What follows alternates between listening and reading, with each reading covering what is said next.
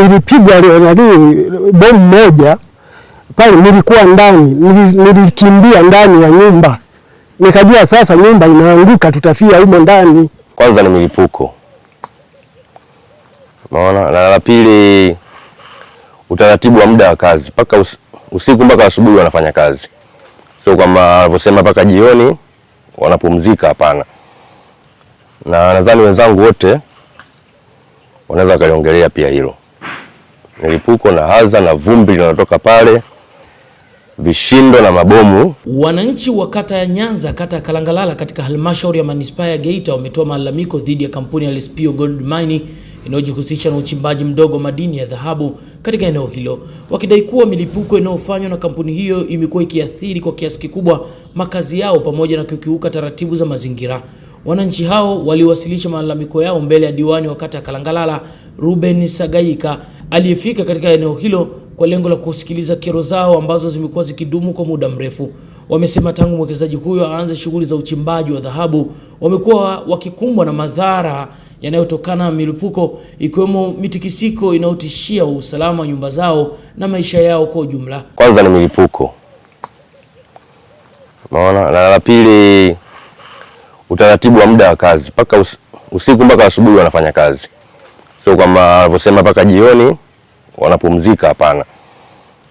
Na nadhani wenzangu wote wanaweza kaliongelea pia hilo, milipuko na hadha na vumbi linalotoka pale, vishindo na mabomu yanayopigwa bila taarifa, baadaye kwanza kutoa taarifa, lakini kwa kutuambia kwamba wenye nyumba tutoke nje, mabomu yanalipuliwa. Kwa sasa ni maisha gani? Wewe unatakiwa utoke nje na mabomu yalipuliwa, afu urudi tena ndani ukapumzike. Tuna familia, tuna watu wazima wanaishi pale. Kwa hiyo hayo ndio malalamiko makubwa tunaopitia hapa. Asante. Tatizo kubwa ni kelele sana ya blasting. Hiyo ni tatizo kubwa. Na hizo kelele za mashine ambazo ni ziko muda wote. Sababu sio mchana tu, na usiku pia, na mchana tunaathirika. Sasa hilo la kukaa tulimtafuta sisi baada ya kuona hizi blasting sasa hizi sio blasting, ni milipuko ya ajabu au ni mabomu. Tulimtafuta sisi binafsi specials huyu nani mwenzie huyu, tukamtafuta tukamwambia tunataka tukae, akatujibu kwamba anaumwa. Binafsi mimi familia yangu alitujibu hivyo kwamba anaumwa, na nimeuliza na wenzangu akasema walipewa jibu hilo kwamba hayupo, anaumwa. Kwa hiyo nilikuwa namjibu afisa madini kwamba walisema watu wakae wazungumze, ila sisi tulichukua hatua, ila hatujapata ushirikiano kutoka kwa mwekezaji kwamba tulimtafuta tukae hii Januari, akasema anaumwa. Sasa swali langu, alisema anaumwa, je, akiwa anaumwa ina maana shughuli za madini au za mgodi au shughuli za kutatua matatizo kama hayo haziendelei? Hilo ndo swali kwake.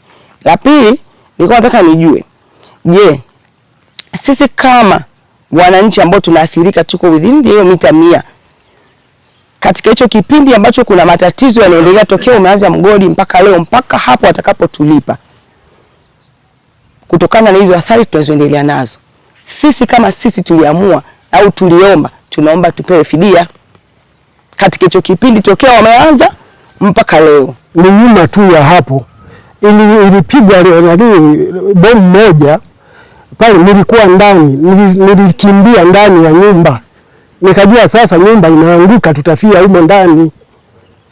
Sasa unapozungumza habari ya kwamba waelewane na hawa wanaoishi pale yale maeneo jirani tu, sisi tulioko pale tutaishije? Kama kuna tathmini ya kwamba watolewe, basi na kwetu huko waje watutoe, maana na sisi ni waathirika. Akizungumza kufuatia malalamiko hayo, meneja mgodi huo Sudi Mtafuni alisema kampuni imefuata taratibu zote za kisheria na kuzingatia masuala ya usalama pamoja na utunzaji wa mazingira katika utekelezaji wa shughuli zake. Kupewa leseni za uchimbaji, ziko taratibu za kufuata kama alivyosema afisa madini. Hizo taratibu zote tulizifanya, na jukumu la utambuzi au kutambulishwa, sisi tunajitambulisha kwenye ofisi husika. Kazi ya ofisi husika ni kuwaita wananchi wake, kuwaeleza sasa kuna uwekezaji tayari huko kwenye eneo husika, na mwekezaji ni fulani kama barua inavyoelekeza, ilikuwa si jukumu letu sisi kwenda kuanza kutafuta wananchi, kuwaeleza sasa sisi tumekuja kuwekeza hapa. Mwananchi anawakilishwa na ofisi. Badala ya kuwaona wote kwa mara moja, tuliona ofisi, na ofisi wajibu wake ni kuwaona wananchi.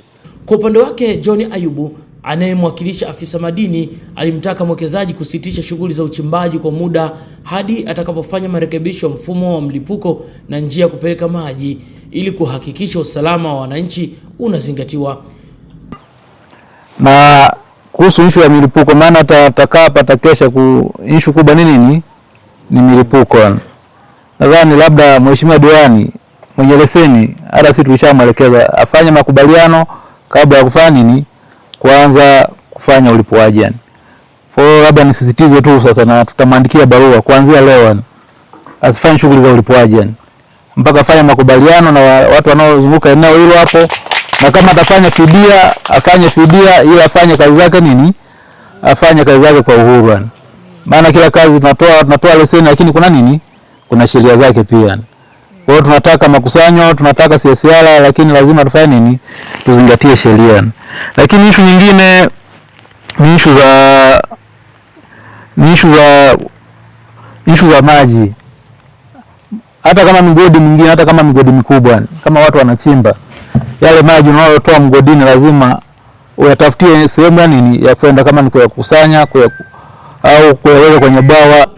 Naye Diwani Sagayika alisema kuwa ulipuaji unaofanyika katika mgodi huo haujafuata utaratibu unaotakiwa kisheria, na kusisitiza kuwa ni muhimu kwa mwekezaji kuzingatia sheria na kanuni za nchi ili kulinda usalama na mazingira ya wananchi. Ulipuaji unaofanyika pale ndio unaleta madhara kwa nani? Kwa watu. Si ndio ndugu zangu? Na inavyoonekana ule ulipuaji ulikuwa sio ulipuaji mzuri, si ndio? Haujafuata utaratibu. Ndio maana kuna kitu hapo nilikuwa nimeongea mara ya kwanza, nikamwambia afisa madini kwamba adili kuna kitu inaitwa PPV. Si ndivyo?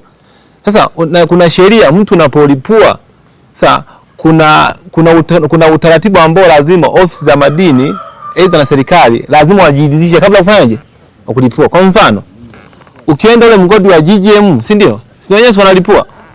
Si walipua GGM. Sasa GGM wakiamua kujiachia kulipua, wanaweza akapata madhara hata watu wa Mwanza, si ndio? Ndio maana kuna kitu kimesema hapa controlled blasting. Yaani kwenye swala la ulipuaji, ndugu zangu wananchi, hatuwezi kulikwepa. Si ndio ndugu zangu? Lakini tunachoongelea hapa sasa ni ule ulipuaji ambao umefuata viwango vya ulipuaji. Si mnaelewa?